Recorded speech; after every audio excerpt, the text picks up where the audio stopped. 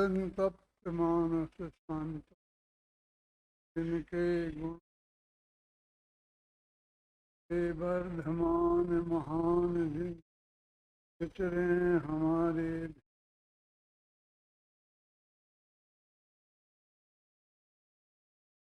महाविद्यालय का वैचारिक उदय तो बहुत पहले हो गया था। बहुत पहले माना 6 महीना पहले ही हुआ था।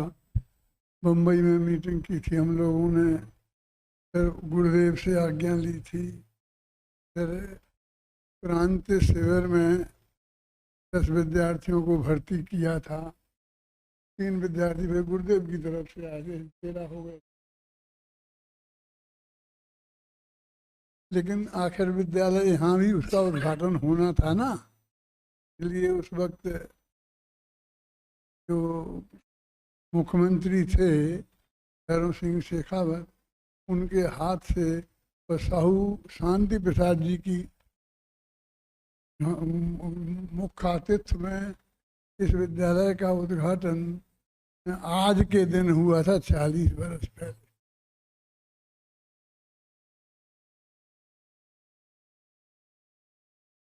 माने उसका गर्भाधान तो बहुत पहले से हो गया था, आज तो उसका जन्म बीत चुके थे। और एक कहानी मैंने आपको शायद सुनाई थी ना, और जिसकी वजह से आप लोगों में बहुत उत्साह जागृत है।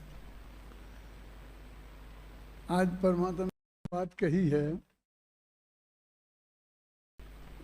वो मैं कुछ उसमें कहने वाला था, लेकिन मैं एक वाक्य कह करके एक वाक्य तो ज़रूर कहूँगा कि यहाँ 2-3 दिन से एक नई क्लास चल रही थी, तो मैंने एक विद्यार्थी से पूछा, क्या जिनेंद्र से, कि कौन पढ़ा रहा है, तो मेरा जाना पहचाना नहीं है, मेरा पीयूष भी नहीं है, शांति जी तो है ही नहीं, तो ये जो कौन पढ़ा रहा है, तो कहा कि संयम पढ़ा रहा। संयम क्योंकि नागपुर से पढ़ा रहा है, अपने यहाँ कोई विद्वान नहीं रहे जो वहाँ से जो विद्वान पढ़ा ऑनलाइन, ये ऐसा क्यों किया? नहीं साहब, वो यहीं है, यहीं आए हुए हैं। कब आया? यहाँ आया हुआ है, ऐसा हो नहीं सकता है, यहाँ आया है और मेरे पास नहीं आया, ऐसा करके नहीं हो सकता। लेकिन बहुत अच्छा, यदि वो संयम आगे आया है और यहाँ आया है और यहाँ रह के पढ़ाएगा,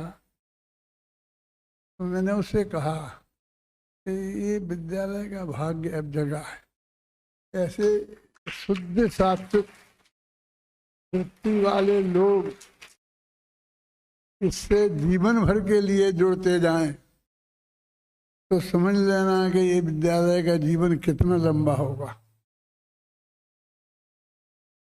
ये तो मैं पहले ही से ही कहता रहा हूँ कि 50 साल तो मेरे साथ, 50 तो क्या, 45 हो 46, 50 साल तो मेरे सामने चलेगा,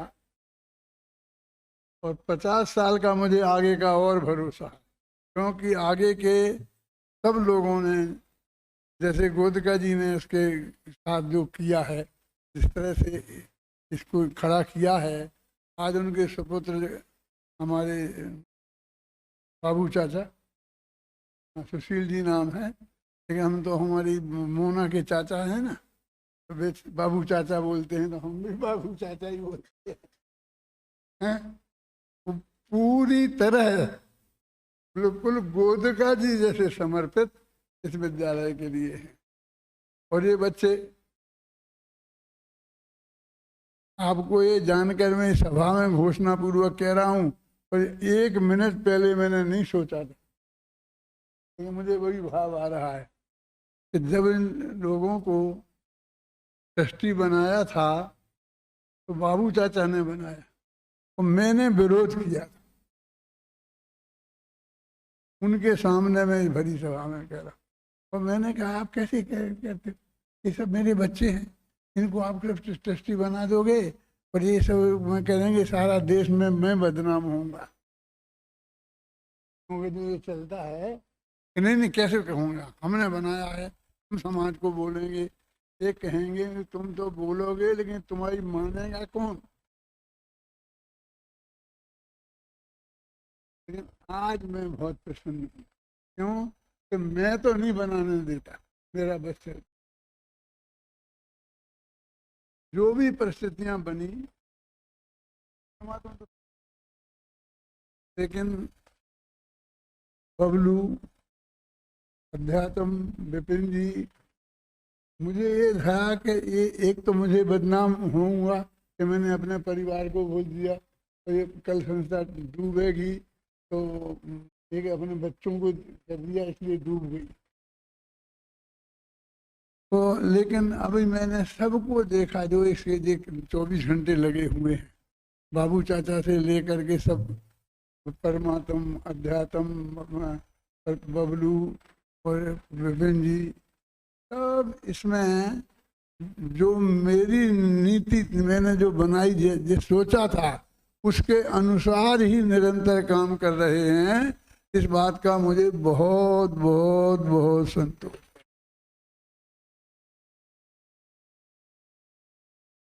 और आज के इस सब व्यवहार से, इसके चिंतन से इस दिशा में सोच रहे हैं कि हमें में कुछ करने की, बढ़ाने की ताकत है, तो हम इसी विद्यालय को बढ़ाएं ना, 50 की जगह 200 विद्यार्थी करें,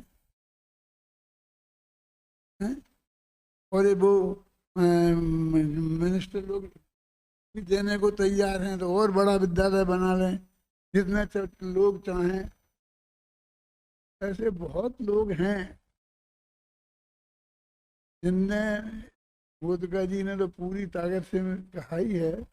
मुझे पता है एक दिन ट्रस्ट की मीटिंग में हम लोगों ने ये बात करी तय कि 7 कमरे, यहाँ नीचे कमरे नहीं थे, एक मंजिल थी,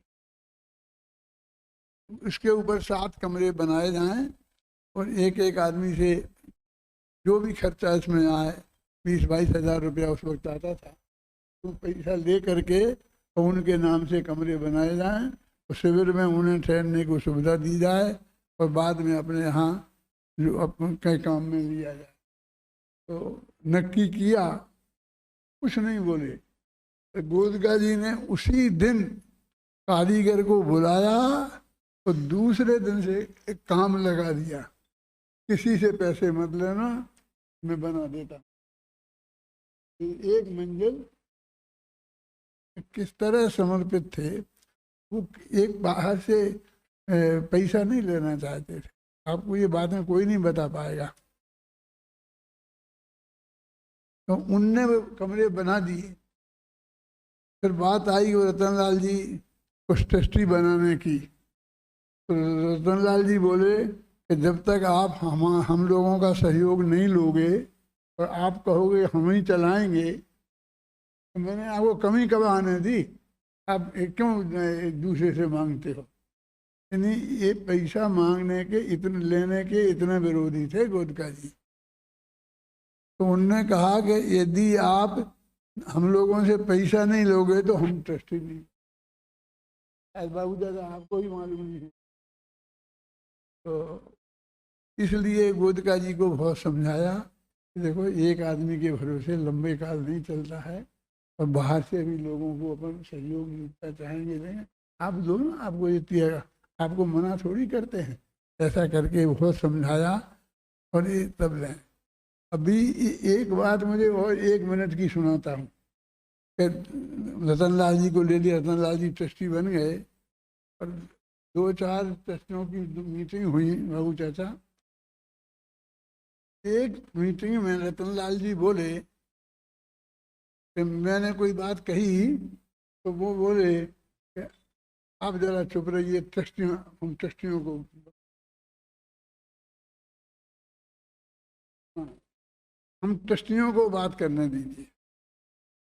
तो पाटनी जी के कमरे में हो रही थी मीटिंग, जिसमें साइकिल छाबड़ा जी रहते हैं इसमें। तो मैंने कहा कि मुझे पता नहीं था कि मैं ट्रस्टी नहीं हूँ, इसलिए मैं बोल गया। ऐसा मैं नाराजगी मैंने व्यक्त की। तो बाबू भाई एकदम बोले कि आप क्या बात कर रहे हैं, आप ट्रस्टी नहीं, आपने सब कुछ किया है, आपको मैं अभी आपको ट्रस्टी बना। अगर नहीं, मुझे ट्रस्टी नहीं बनना है, इसके लिए मैं ये बात नहीं कह रहा हूँ, लेकिन इनको है कि मैं ट्रस्टी नहीं हूँ, मुझे मैं ट्रस्टी नहीं हूँ, मुझे इसका कुछ विकल्प नहीं है, लेकिन इनको विकल्प है कि मैं ट्रस्टी हूँ कि नहीं हूँ। तो वो करके तो गोदका जी और सेठी जी एकदम टूट पड़े कि आपने ये कैसे कहा ये ट्रस्टी नहीं। हम इन्हें भाई बना के लाए, गोदका जी के सब थे कि हम इन्हें इंदौर से भाई बना के लाए, और आज आपने ट्रस्ट की मीटिंग में इनका इतना बड़ा अपमान कर दिया, हम बर्दाश्त नहीं करेंगे, अब माफी मांगी। रतनलाल जी मरने के पहले तो लंबे पृष्ठों की, लंबे पृष्ठ में रजिस्टर के पृष्ठों की पत्र अपने हाथ से लिखकर माफीनामा पत्र, और वो पत्र उनके बच्चों ने, उनकी पत्नी ने उसे जड़ा करके अपने घर में रखा है, मुझे बताया था। क्योंकि लोगों को ये हो गया था ना, रतनलाल जी का राजा का झगड़ा हो गया, नहीं नहीं वो तो बदल गई थी। तो ऐसे समर्पित लोग थे। पाटनी जी, उनका कितना बड़ा योगदान है, वे मैनेजमेंट के कीड़े थे, अकाउंट के कीड़े थे, वो मैनेजमेंट में उनने हमको बिल्कुल नहीं उलझने दिया, किसी आदमी से बात हम तक आने नहीं देते थे, वो वहाँ ले उनसे मत करना, नहीं वे काम लिखने का पढ़ने का करते हैं कि। तो इस तरीके के पाटनी जी, बाबू भाई, इन लोगों का बहुत बड़ा इससे ये नहीं हुआ है, लेकिन एक धारा, वो नीति रीति कि ये जो हर एक को जैन तत्व ज्ञान का विद्वान बना, ये नीति सबने स्वीकार की है और मैंने बनाई, मैं इसको बनाने का हम लोग अभिमान करता हूँ, और उसे पर आज तक मैं कायम हूँ, और ये निरंतर दिन दूनी रात चौगनी ये संस्था तरक्की कर रही है, इसी नाम से है।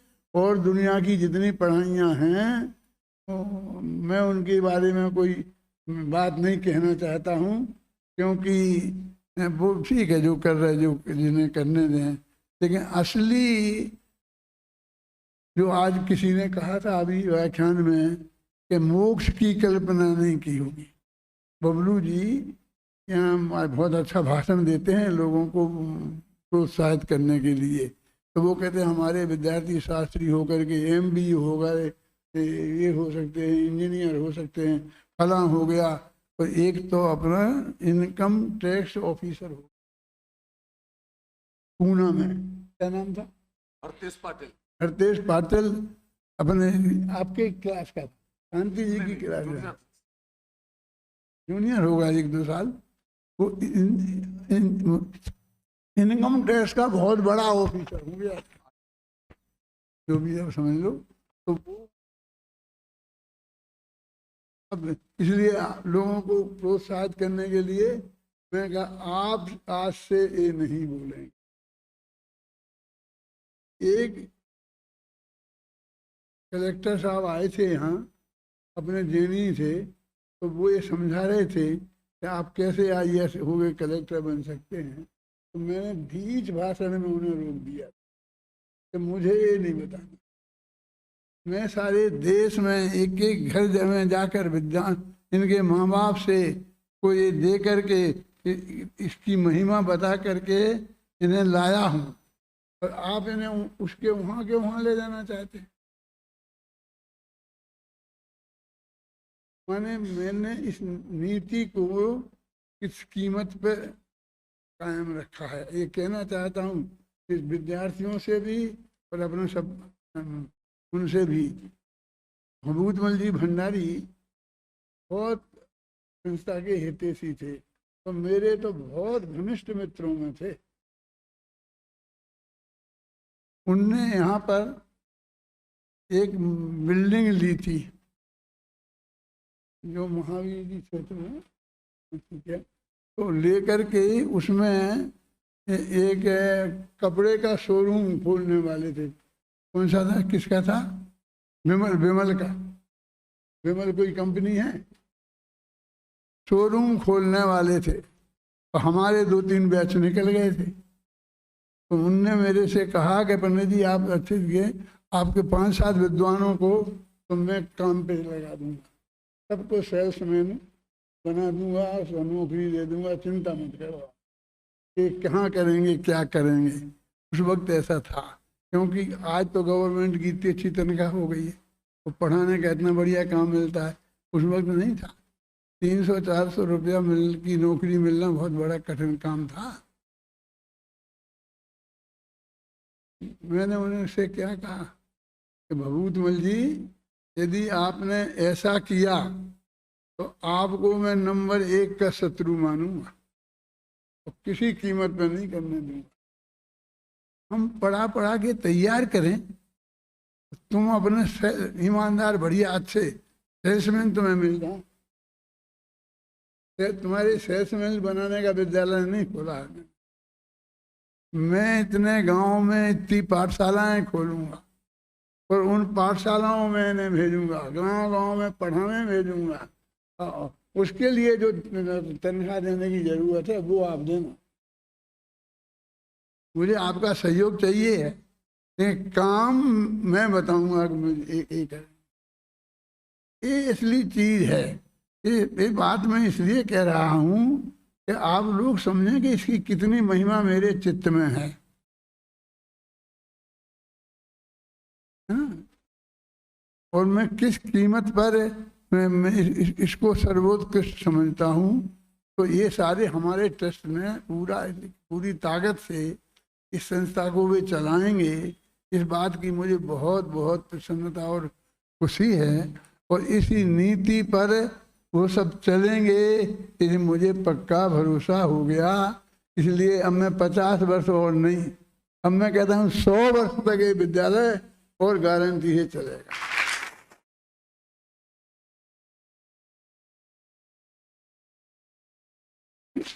इससे बड़ी और सफलता क्या होती है? जितने महाविद्यालय अपने दूसरे खुले हैं उनमें अपने विद्यार्थी ही काम कर रहे हैं, वे ही प्रिंसिपल हैं, वे ही सारा मैनेजमेंट संभाल रहे हैं, वे ही पढ़ाई का काम कर रहे हैं। उन विद्यालयों में और संस्थाओं में सब जगह ये इतना महान काम हो रहा है। इसे देख देख कर मुझे को बहुत प्रसन्नता अंदर से होती है। इसलिए मैं, जबकि अभी मेरे को साइटिका का बहुत दर्द है जोर का, मेरे यहाँ से घर जाना मुश्किल है, मैं किसी को कोई समय नहीं दे रहा हूँ, नहीं दे सकता, लेकिन इसलिए तुम्हारे बीच में आया। अभी डॉक्टर आने वाला है और वो डॉक्टर फिजियोथेरेपिस्ट, और कल ही मैंने वो कराई है, क्या MRI, और डॉक्टर को भेजी लंदन, और उसने कहा कि नहीं अंदर ऐसी कोई खराबी नहीं है, आप फिजियोथेरेपी से काम कर लो, तुम्हें वो काम। क्यों? कि मुझे इससे मेरा जीवन के लिए भोजन मिलता है। आप लोगों को देखकर मेरा चित्त इतना प्रसन्न होता है। आप अच्छा पढ़ते हो, और मैं 24 घंटा अपना स्पीकर खुला रखता हूँ, अपने कमरे में सोता हूँ, उसके ही आगे बैठता हूँ और वहीं घूमता हूँ। मैं बाहर नहीं घूमता हूँ, मैं बाहर अब घूम सकता हूँ, लेकिन मैं तुम लोगों की वजह से नहीं घूमता, क्योंकि तुम फिर पैर पड़ना, फिर पैर पड़ना, हर एक को पैर पड़ना, मुझे घूमना होता ही नहीं है। और मुझे डर लगता है कि मैं गिर जाऊंगा एक आध दफा। बहुत मैंने अपील भी की थी पहले कि तुम तो, लेकिन नहीं मानते कोई, तो मैं वहीं घूमता हूँ, तो वहीं मैं वो सुनता रहता हूँ। तो 24 घंटा मेरे दिमाग में और कुछ नहीं है, बस तुम हो और मैं हूँ, बस ऐसा। मैं कुछ कहना नहीं चाहता हूँ कि बहुत बढ़िया ये काम हो रहा है, मैं सबसे अत्यंत संतुष्ट हूँ ऐसी स्थिति में। और आप लोग निश्चित रूप से A1 विद्वान बनने वाले हैं। क्यों? कि सब 90% के लोग हमारी पिंकी, पिंकी पड़ी थी, पिंकी की माँ पड़ी, फिर पिंकी पड़ी, अब पिंकी की बेटी आ गई, वो भी 90% वाली है, उसके नंबर 90% आए हैं और वो भेजने यहाँ आई है पढ़ने के लिए। ऐसा ही नहीं कि बाहर के ही लोगों को ऐसा अपने लोगों को तो बना देंगे पंडित के, झवेरी के इंजीनियर बना लेंगे और बाकी हमें पंडित बना लेंगे। अरे तुम्हें पंडित बना देंगे, मेरी दृष्टि में पंडित क्या है? आगे पंच परमेष्ठी में शामिल होने वाले हैं, उसका नाम पंडित है। दिनवाणी में अरहंत भगवान जब मोक्ष जाते हैं ना, तो उसको पंडित पंडित मरण कहा। क्या शांति जी है ना, क्या नाम है उसका? पंडित पंडित मरण। वे डबल पंडित हैं, वे मोक्ष गए, वे डबल पंडित हैं। और इसमें लिखा टोडरमल जी ने कि तुम गद्दी पे बैठ के, ये गद्दी किसकी है? अपने कहना गणधर देव की, तो गणधर देव की गद्दी पर बैठने वाले हो तुम। तुम्हारी कितनी बड़ी जिम्मेवारी है, और तुम बराबर, तुम्हारी सब गोष्ठियां मैं सुनता हूँ। मैं यहाँ आके नहीं बैठ सकता हूँ कि यहाँ आऊँगा तो तुम मुझे बुलवाए बिना नहीं रहोगे और मेरे ही पे केंद्रित हो जाओगे, लेकिन वहाँ इसे चालू रखता हूँ और मैं सुनता हूँ। अभी भी चालू होगा, अभी तो कोई नहीं है वहाँ, क्यों चालू होगा? मैं दीवारों को सुनने दो, गूंज रहनी चाहिए, एक गूंजना चाहिए एक तत्व ज्ञान 24 घंटा। तो ऐसे महान यज्ञ में आप शामिल हुए हो, इसकी मुझे बहुत प्रसन्नता है। ये बड़ी सफलता से चल रहा है और चलेगा, इस भावना से मैं